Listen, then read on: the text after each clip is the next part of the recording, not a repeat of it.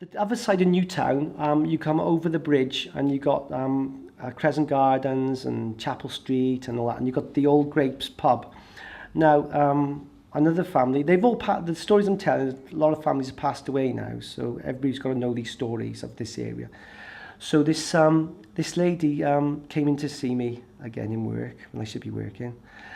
Came into work and she said her two daughters are living with her now, and they've both left their husbands and they moved in with her again.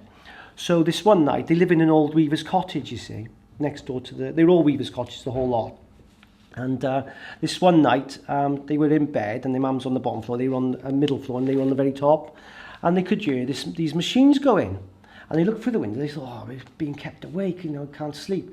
So they looked through the window and nothing there, so they went downstairs to tell their mother, and they all could listen, and they could hear coming from the living room a clitter-clatter going, you know, like a noise like that. So they went downstairs, opened the living room door, silence.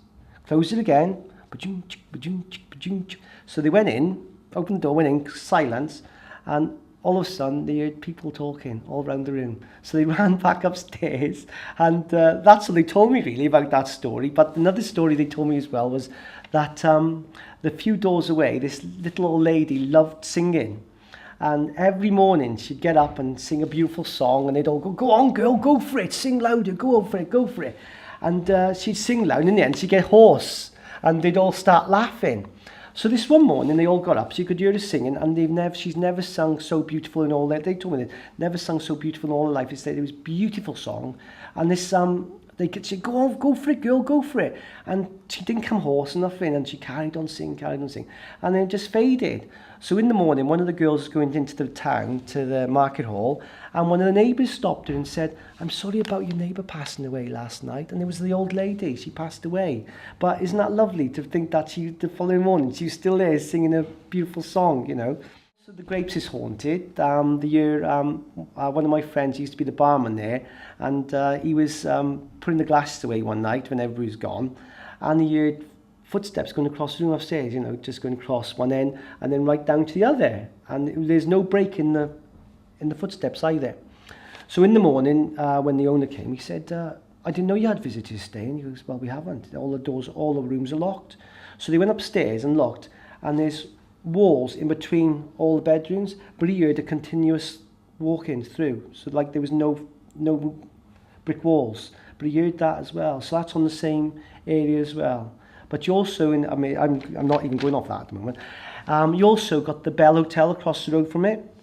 And now the Bell, an old officer came back from the Napoleonic Wars. He went through loads of wars, not a mark on him. And he decided to buy the old Bell Inn.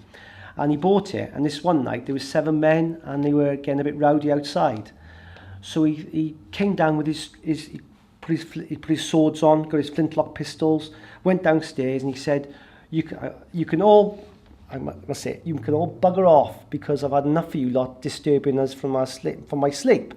And he said, if you don't go, he got his sword out, he said, if you don't go, there's 7 men now. He said, if you don't go, I'll take your heads off with one swipe of my sword. So they all went. So he went in the back, had a few to drink, went in the back, and at the back was a pigsty. And he went into the pigs, fed the pigs, and he slipped over and tripped and banged his head on the floor and was rendered unconscious. But the blood from his head trickled on the floor, and the pigs smelt his head, and the pigs ate his head. How many pigs? 7 pigs. Yeah, that's in record. That's on record. That is about that too. On the Milford Road, in the Second World War and the First World War and a few of the centuries, Newtown had lots of barracks. We had a big barrack area in Newtown, lots of soldiers, different regiments. Like we had the Scots Guards, the Welsh Guards, the Royal Artillery, the King's Own Troop, Queen Victoria's Household Cavalry used to train on Morrisons ground now, where it is now, and across the fields.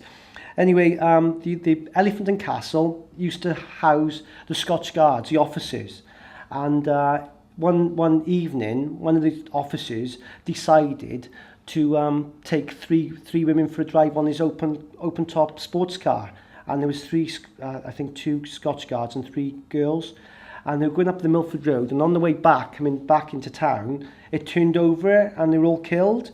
But one of the women has been seen coming past St Mary's, and she's blue shape, and she goes across the fields into the park. But now I've got another story, I forgot about it, I haven't put it down on paper. There's an old building, the Price-Jones family brought a building, I think, from Machynlleth, and it was a part of a Parliament building, and it's only a little one part of it now.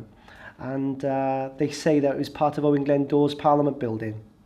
It's brought to Newtown, and this is the story. I don't know if it's just a story, but Owen Glendower had a Parliament in there, and he invited one of the Earls of Hereford or Shropshire to come for a meeting over, stopping the war. And when he got there, Owen Glendower was waiting for him and garroted him, killed him, and hid him under the floorboards. And they did find a white glove, of the Earl's glove. They didn't find the body, but they found the glove hidden under the floorboards in the building. But the building was also used for against the brigands in Mid Wales, because we had a lot of bandits. And even today, when you go into Shropshire, you go for a drink, they say, "Where you from?" I say, "I'm from Newtown." They go, "Oh, bandit country. You don't want to go into bandit country." Even the Normans, when they got to Montgomery, they couldn't get any further. So they hanged Owen, Sir Owen, not Robert Owen Glendower, but Sir Owen. He tried them in that building, and I think there was about 9 or 10 of them, and he hanged them along the road. But the mother on the trials, the mother of the brigands, said, "By the end of the day, my hands will be red with your blood." And at the end of the day, they found the Earl, the Sir Owen, on the side of the Pool Road with his throat cut. Right, the Lion Works in Newtown. I work in Morrisons, and the Lion Works are next door. And the Lion Works has been different buildings over the years. It was BRD, also it was Phillips Bicycle Factory, but in the Second World War, it was used to make the Tommy guns. And a bomber went over Newtown, and it was so misty, Newtown, from all the old mills, that the German bomber missed and bombed Moat Lane 6 miles away, where I live in Caersews, on the motor down that end. But this old man, who's another passed away, he told me a story. One morning he was going to work to Phillips Bicycle Factory, and it was 4 foot, 5 foot of snow, minus 20 degrees, and he was wrapped up, and there was all mist coming down and snow. And he got to the gate of Phillips's bicycle factory, and there was an old man waiting by the gates. He said, "Son, wrap up warm today, because hell is going to freeze over." And he goes, "I know him." And he got into work, and there was a load of men sitting around this barrel, keeping warm by a fire. And one old boy had his half an eye closed, just going to sleep. And this young lad, he came in, he said, "You know what? So-and-so's just told me now." He said, "We all got to wrap up warm today, because hell's going to freeze over." And this old boy opened his eyes, he said, "What the hell are you on about? He's been dead 2 years." But they do hear the doors opening there tonight. To this day, they hear the doors opening and closing, and somebody going down the corridors and stuff like that. Morrisons is, like I say, it was built, there was nothing on the site at all, but it was used for the Victorian cavalry. Queen Victoria's cavalry used it for now and again for locations to whatever their training. And I was rang up one night when I finished work, and my boss rang me. He said, "Oh, you've got to come into work. Come in early tomorrow. I've got to speak to you." So I got to work in the morning, and the girls were waiting there, and the boss, and he said, "You have to have a look around, Rory." So I looked around the building. I said, No, if anything's here, it's gone. And he told me the story, well, the girls as well told me the story, that one end we got a chicken counter with a window at the back, a little slit in the window, with the warehouse. And one of the young girls was doing the chicken. She looked up and seen a headless corpse going through the wall and then going out into the yard. But exactly the same time, another girl down the other end of the building seen a floating head, exactly the same time, and she could describe him as being olive skin, very Welsh, olive skin, dark eyes, glossy brown hair. And the other girl said the body was all in tweed.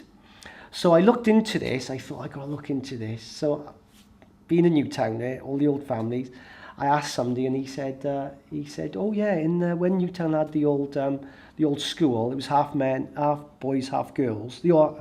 Anyway, half boys, half girls." He said one of the headmasters committed suicide right outside Morrisons. That's the railway line behind it. So I wondered if the head decapitated there and the body ended up down there, and maybe the headless body's trying to look for the head. maybe, innit, you know.